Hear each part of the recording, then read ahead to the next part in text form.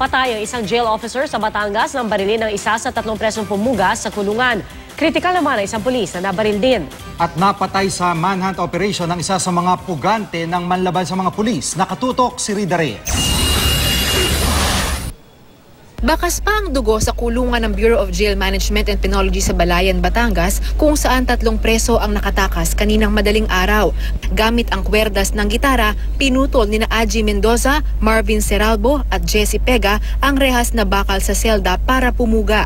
Carnapping ang kaso ni Mendoza, sangkot naman sa iligal na droga sina Seralbo at Pega. Nakipagbuno pa raw ang 3 sa jail officer na si Leonardo De Castro.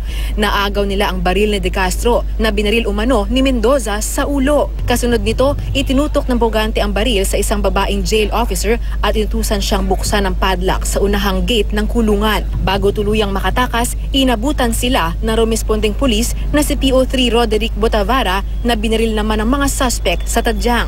Dead on arrival ang jail officer na si De Castro sa ospital. Kritikal naman ang pulis na si Botavara. Pasado 1:00 ngayong hapon, naaresto sa bayan ng Nasugbu ang isa sa mga puganteng si Seralbo. Napatay naman ang mga pulis si Mendoza sa isang engkwentro.